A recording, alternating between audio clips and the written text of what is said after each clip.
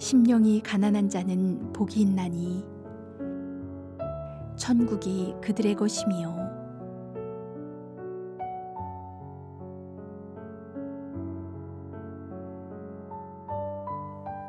마태복음 5장부터 7장까지를 보통 산상설교 혹은 산상수훈이라 부릅니다. 천국 백성의 삶은 이래야 한다 하는 것을 가르치신 기독교적 삶의 집대성입니다. 기독교가 무엇인지, 기독교인의 삶이 어떤 것인지를 알기 원하면 산상설교를 읽으시면 됩니다. 산상설교는 예수께서 무리를 보시고 산에 올라가 앉으시니 제자들이 나아온지라 라는 말씀으로 시작됩니다. 왜 산에서 가르치셨을까요?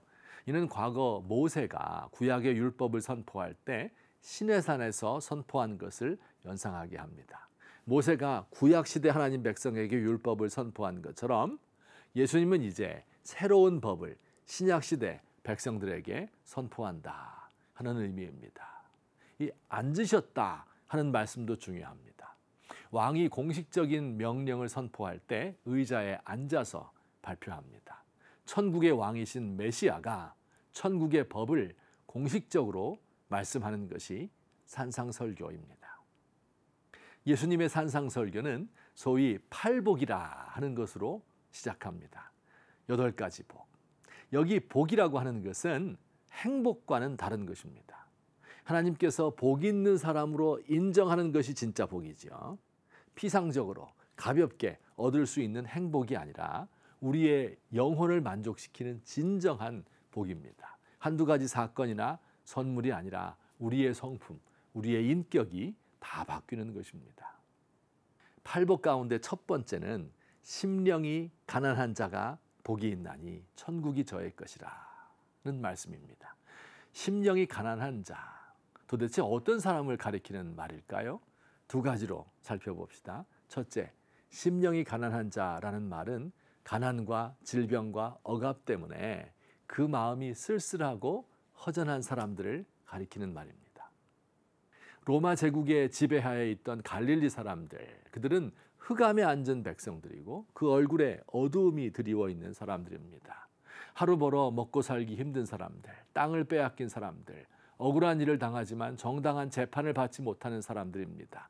각종 병과 고통과 귀신에 시달리는 사람들, 사회적으로 인정받지 못하는 패배자들입니다. 이들이 복이 있는 사람들이라고 말합니다. 이들의 마음의 상태가 어떻습니까? 쓸쓸하고 허전하고 외로울 것입니다. 자신이 무가치하게 느껴지고 무력감에 휩싸입니다. 이들은 낮은 마음, 상한 마음을 가지고 있습니다. 아무데도 기댈 데가 없습니다. 그래서 이들의 마음은 갈망으로 가득합니다.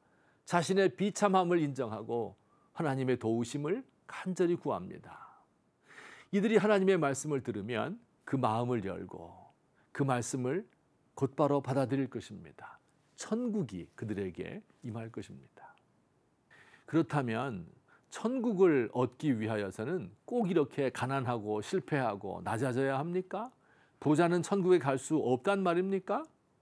여기 2번째 심령이 가난하다 하는 뜻이 있습니다. 2번째 심령이 가난한 사람이란 풍족한 삶을 살면서도 자신의 약함과 세상의 아픔을 알고 함께 괴로워하는 사람들입니다. 나 자신은 풍족한 가운데 살지만 인간 세계의 비참함을 알기 때문에 세상에 소망을 두지 않는 사람들입니다. 학대와 차별이 있는 세상, 고통과 비참으로 가득한 소망이 없는 세상입니다. 세상 살기가 두렵고 미래가 암담합니다. 지금은 편하게 살고 있어도 언제 어떻게 될지 모르는 것이 인생임을 잘 알면서 조마조마한 마음으로 삽니다. 내가 죄를 많이 지었음에도 불구하고 벌받지 않고 편안하게 사는 것이 두렵고 또 미안하기만 합니다. 이들 역시 하나님께만 소망을 두는 사람들입니다. 세상의 것을 기뻐하지 않고 세상에 소망을 두지 않습니다. 가난하고 어렵게 사는 사람을 보면 그들을 무시하거나 억압하고 함부로 대하는 것이 아니라 그들과 자신을 동일시하며 동정심을 가지고 어떻게든지 도우려 할 것입니다. 우리가 복받았다라고 말하는 사람들과 예수님이 복 있다라고 말하는 사람은 정말 큰 차이가 있습니다.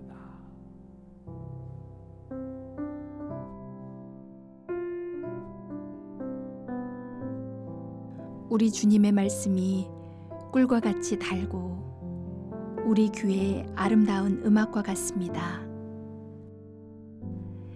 얕고 천박하며 속물적인 복이 아니라 하나님이 원하시는 진정한 복을 가르쳐 주시니 감사합니다. 허전하고 쓸쓸하고 슬프고 외로운 저에게 하나님의 나라가 가까이 있는 줄 믿습니다.